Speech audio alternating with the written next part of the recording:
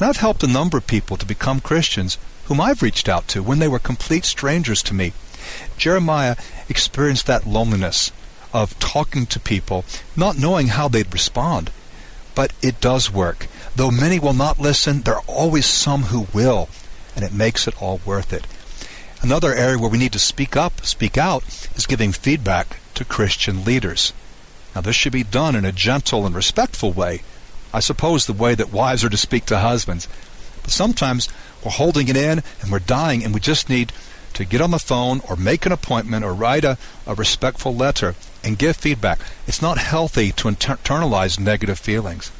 And one more area in which we need to have the courage and willingness to speak up, I think, is taking time to explain the Scriptures to our children. Jeremiah definitely invested a lot of time over those 40 years. And so, to me, he's a model. He's an inspiration. Someone who is willing to be different, and willing to be different for an extended period of time. This is for 40 years or more, and I'm only referring to his prophetic ministry. Well, what do we learn about God as we study this important book of the Old Testament?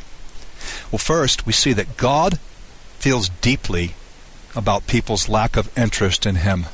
The divine heart is broken. Jeremiah and Lamentations are just full of emotion. God does not react passively, or shall we say, in a disconnected manner.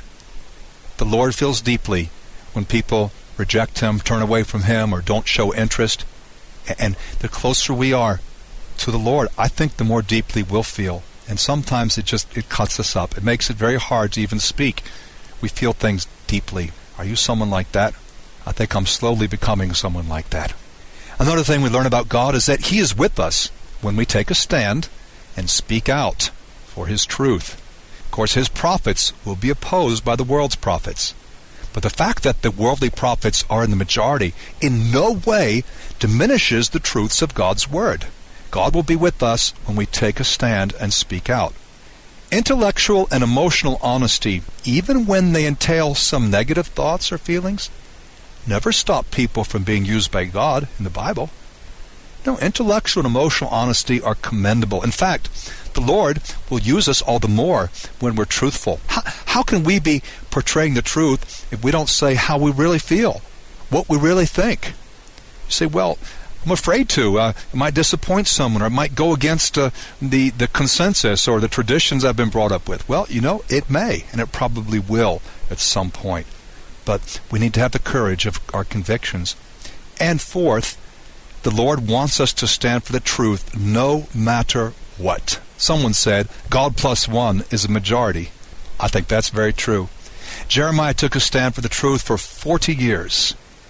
Ultimately, most of the people rejected his message, and disaster fell on Jerusalem and Judah.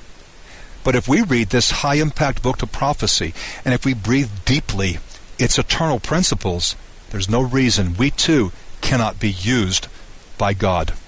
What do we learn about God? God feels deeply about people's waywardness.